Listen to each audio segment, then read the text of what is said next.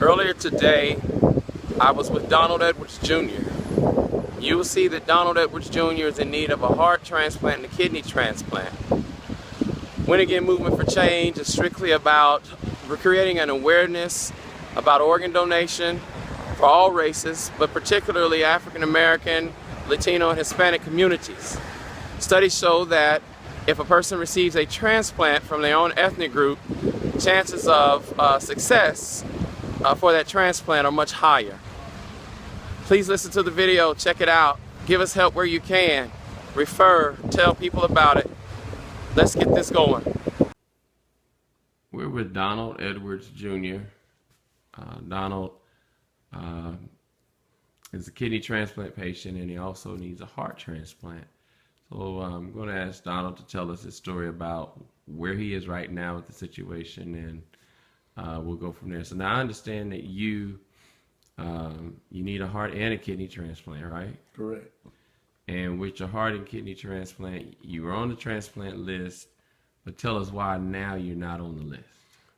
I was on the transplant list, stage 2, I believe, which was one of the urgent stages at that time. And then they decided to put an IV, what they call a PICC line IV, in my arm, which upgraded my status to where I was in a minute, going to have a transplant fairly quick. Then after they did that, about a day or so later, we found out that I had kidney cancer. And the kidney cancer wasn't aggressive. It was small, but that knocked me off the list because you can't have cancer and do a transplant because they're afraid that the anti-rejection drugs will inflame the cancer and it starts going through your body in wildfire. And they said you'd have a horrible death. Right. Correct. So they went in and got the cancer out. Right. And it was very small. Very small. But the weight now is because what they want to make sure in 5 years you don't have cancer again. In this part of the area, which is Kansas, Missouri, Iowa, and Nebraska, I believe, you have a 5-year cancer-free waiting policy, which at the time I'm kind of upset because in my situation they knew that my heart was not going to last 5 years. I was between a rock and a hard place. Okay. But the institute, St. Luke's Heart Institute, that was their guidelines, 5 years. And I was really upset with that. And St. Luke is the only hospital in the Kansas City area that does both kidney and heart. Right, and there's not very many heart-kidney combinations done on a yearly basis nationwide. Oh, nationwide. So, well, yeah, nationwide. There's a lot done, but it's compared to heart, liver, or heart and lung, it's a lot more than heart, kidney.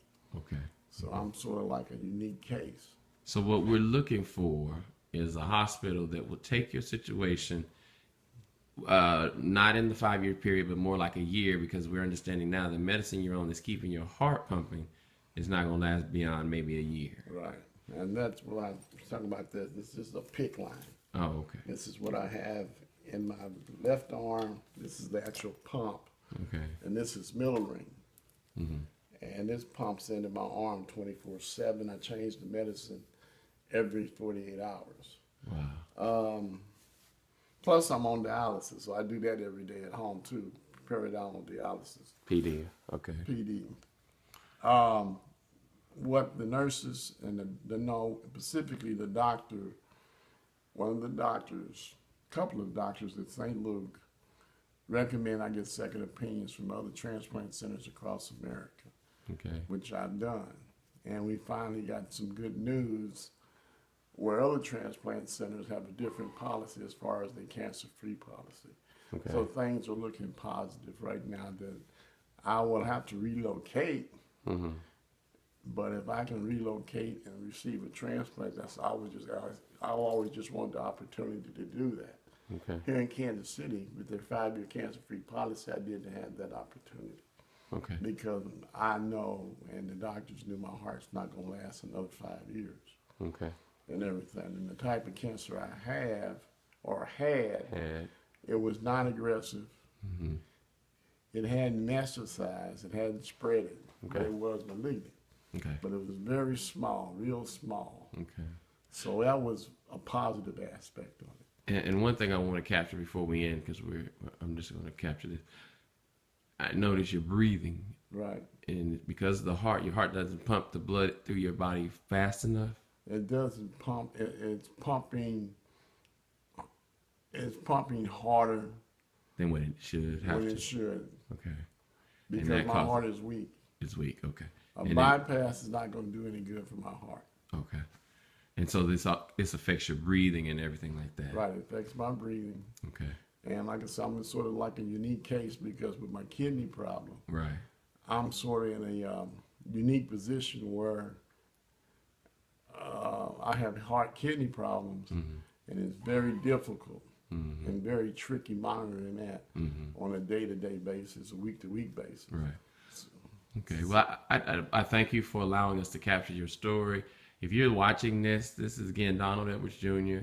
If you're in a city that has kidney heart transplant, and they'll take a patient that has had any type of cancer in less than a year, please contact us. The information will be on the screen, and we greatly appreciate you watching, and please pass this on. God bless. Take care.